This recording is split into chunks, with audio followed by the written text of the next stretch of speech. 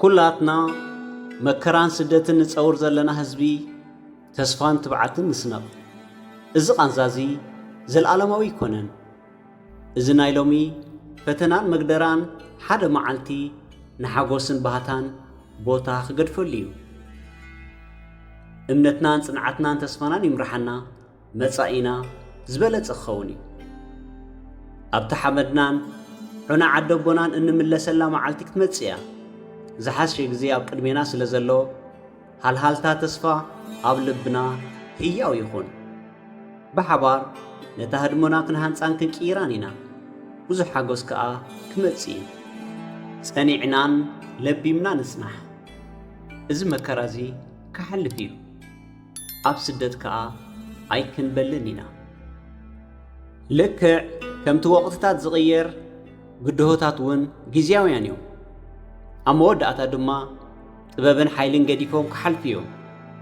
ነፍሲ ወከፍ ብድሆ ዕንቅፋት ዘይኮነስ ናብ ሓይልኻን ዕቤትካን ዘሰጋግር ድልድል እዩ።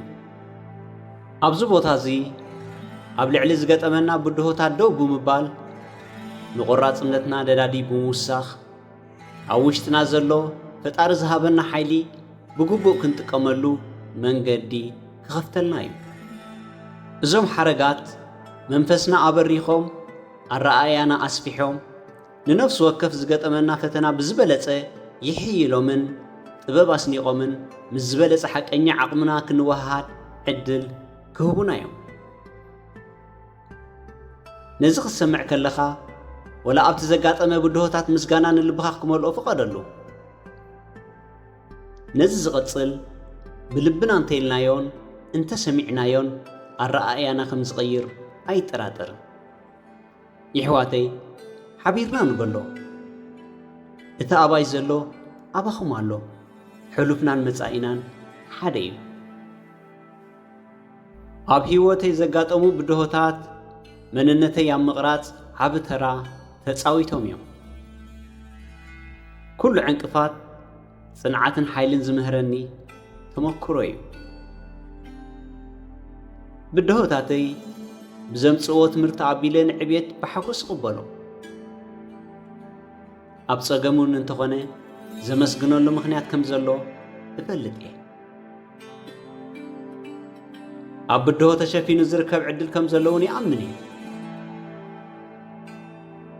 ወላ ርግጸኛ ኮይነ ኣብ ዘይስማዓኒ እዋን ጉዕዘይ ግን ክቕጽል እየ። ብድሆታትና ናይ ሓይልና መርትዖ እዮም። ከምቲ ካብ ዓቕምኹም ንላዕሊ ክትፍተኑ ኣይሓድገኩም እየ ዝበሎ ካብ ዓቕምኻ ንላዕሊ ተፈቲንካ ከም ዘይትፈልጥ ኣይትዘንግዕ። እዚ ኸኣ እቲ ኣጋጢሙካ ዘሎ ብድሆ ንዕኡ ክትሰግሮ ዓቕሚ ከም ዘለካ መርትዖ እዩ። ነቲ ከቢድ እዋን ክስከም ሓይሊ ንዝሃበኒ ፈጣሪ የመስግን። ነቲ ኣብ ውሽጠይ ዘሎ ፍርሒ ብትብዓት ክገጥሞ ስለ ዝሓገዘኒ የመስግኖ ኣለኹ። ምስ ነፍሲ ወከፍ ብድሆ ርእሰ ተኣማንነተይ እናሓየለ ይኸይድ ኣሎ።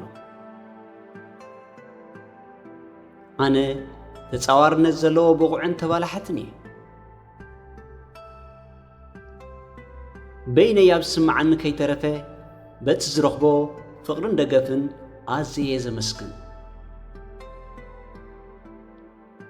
ነቲ ፍርሒ ክስዕር ዝገበረኒ ውሽጣዊ ትብዓተይ የመስግኖ ኣለኹ። ኣነ ተጻዋርን ዓቕምን ጸጋን ዘለዎ ሰብ እየ። ኣብቲ ብድሆ ንምስዓር ፈጣሪ ዝሃበኒ ውሽጣዊ ዓቕምን ክእለተይን ይኣምን። ኣልማዝ ኣብ ትሕቲ ሓያል ጸቕጢ እዩ ዝፍጠር። ብድሆታትና ኸኣ ናብ ዝሓየሉ ንሕናዮም ዝቐርጹናን ዝስሕሉናን። እዚ ማለት ከምቲ ህዱእ ባሕሪ ንፉዓት ባሕረኛታት ዘይፈጥር ንሕና ኸኣ ብህቦቦላ ህይወትና ኢና ትብዓትን ጽንዓትን ኣብ ውሽጥና ንፈጥር። ኣብ ነፍሲ ወከፍ ህሞት ኣብ መንጎ ብድሆታትን እንተኾነ ነቲ ጽባቐ የመስክኖ።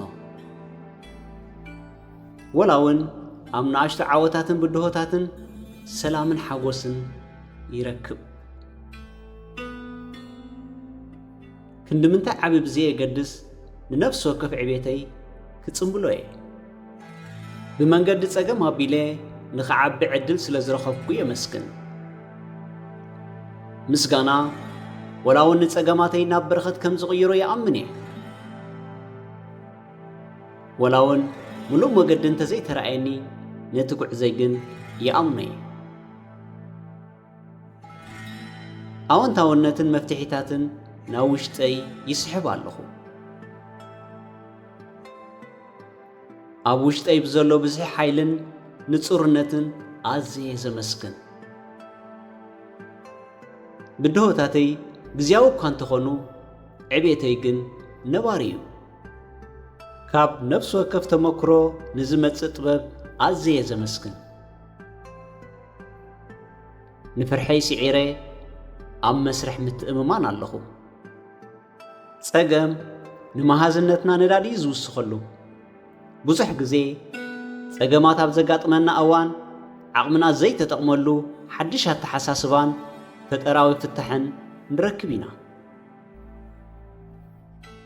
ኣምላኽ ብድሆታተይ ንምስጋር ዘድልየኒ ኩሉ ስለ ዘዕጠቐኒ ሓያልን ተጻዋርን ብቑዕን እየ እምነትን ጽንዓትን ኣብ ውሽጠይ ዘሎ መለከታዊ ሓይልን ልዕሊ ኩሉ ዕንቅፋት ሓፍ ክብልን ብዓወትን ብትብዓትን ክመላለስ እየ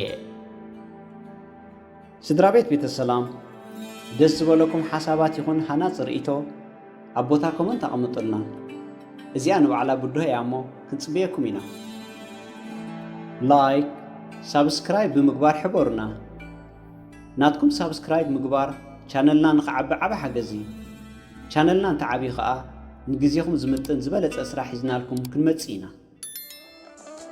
ኣብ ዘለኹሞ ሰላምኩም ይብዛሕ